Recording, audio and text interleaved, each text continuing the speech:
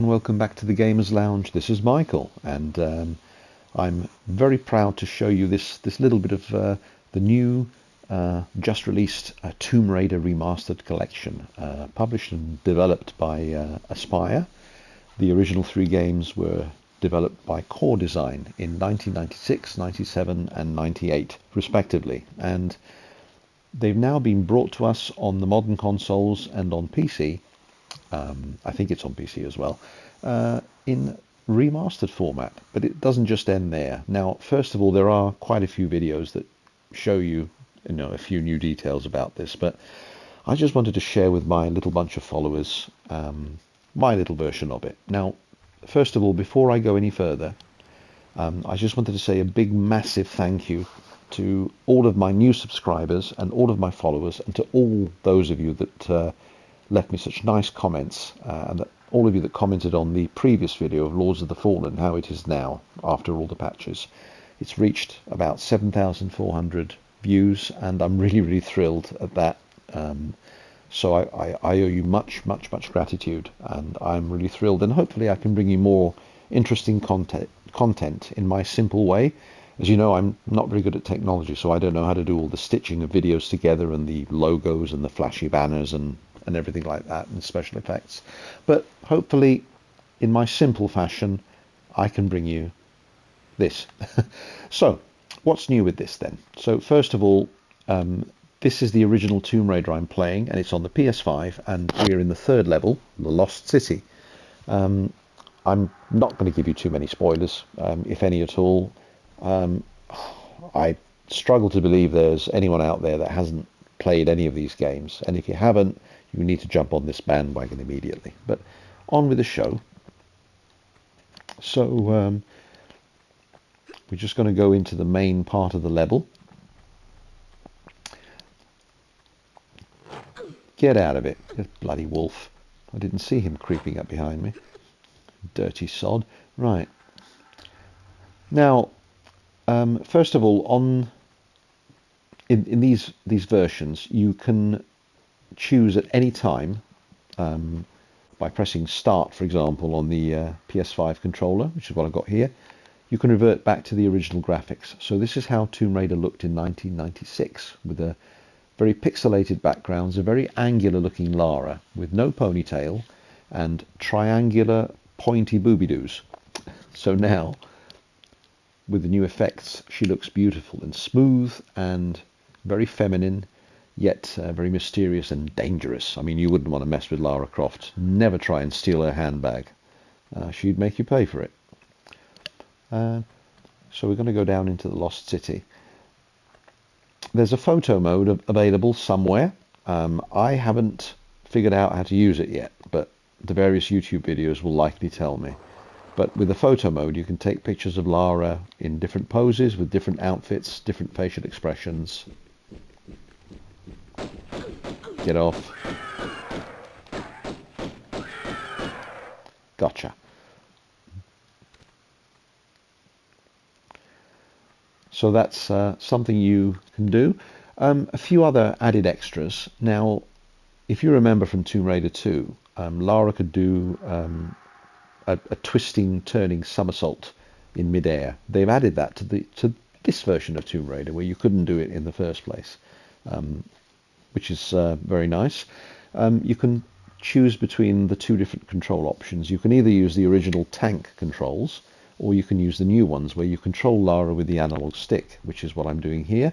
But I tend to revert to using the D-pad, the digital pad as well, because sometimes using with the left analog stick needs a little bit of getting used to. If you've climbed on high, you've climbed certain blocks, and you're really high up, all you need is to touch the stick lightly backwards, and she hops back and she'll fall back down. So that's a pain in the arse. But once you get used to it, I'm sure it's absolutely fine. I think that particular control will work better in Tomb Raider 3. Now, let's have a look at a few differences. First of all, in the new version here, in the Lost City, let me shoot him first, because he's going to kill me otherwise. Gotcha. Now, as you can see, you get things like reflections in the puddles, you get smoke, when she fires her guns. Look at that. It's amazing. And there is a sky in this level which was not present in the original version. So here you've got all your pixely backgrounds. The foliage consists of like 2D bitmaps and 2D sections stuck together, like this little shrub here, this bush, a bit like the old stickle bricks, if you remember those from the 70s. Yeah, I used to play with those. And but when you click the start button and go into the new updated version, you have some very beautiful graphics here. Look at that. And you have touches like God rays. You have a very delicate little bit of mist that hangs in the air and close to the ground here. The sun rays are a very nice touch, because in the original version, when you ran through the various underground caves and caverns and that, you didn't see any daylight. You didn't see anything at all. You couldn't see the sky.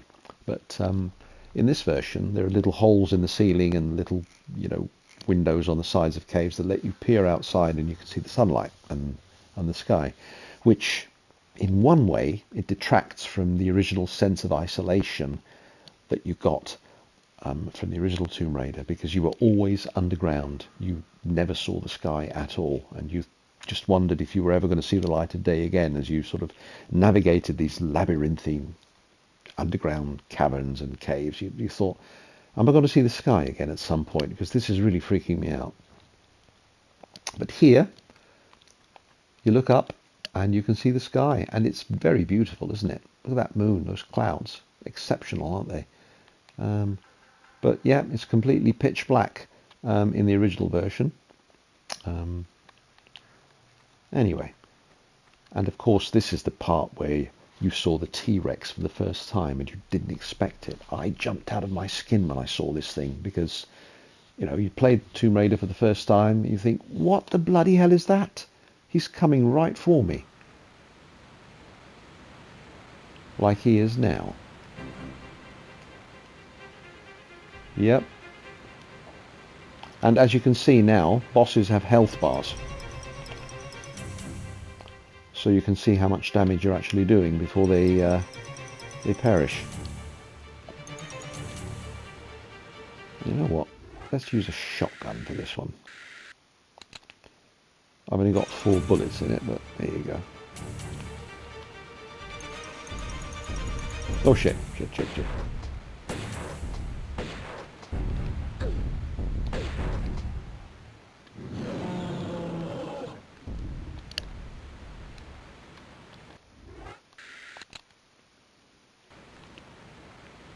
Come get some.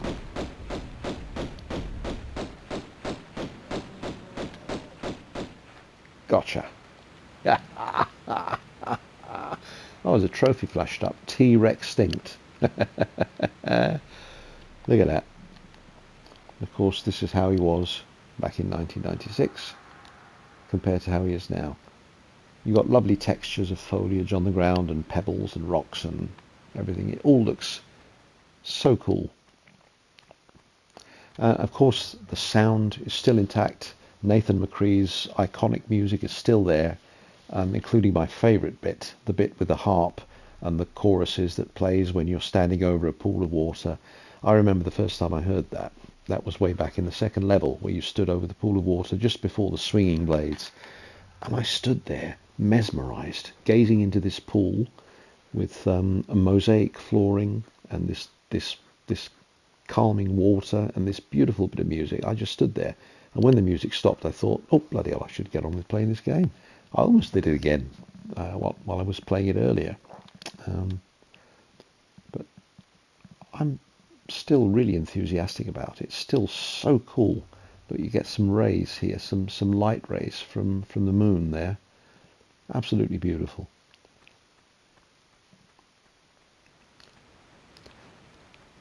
So yes, you've got your photo mode. You've got your various extra moves added to the first one. But everything is just utterly splendid. I absolutely love it. So now, first of all, if anybody wants me to do any longer streams, by all means, please tell me in the comment section. if there are any new subscribers out there, if you want to subscribe to the channel to help it grow, I'd be very honored to have you on board and to take any suggestions or tips. By all means, feel free. It's always good to have more people on board to share your passion for gaming with me. Of course, I'm very big into retro games. In particular, PlayStation and Sega Saturn are my favorite platforms. I've still got my Mega Drive and my other consoles. I've still got those. Uh-oh. I better have a medipack here.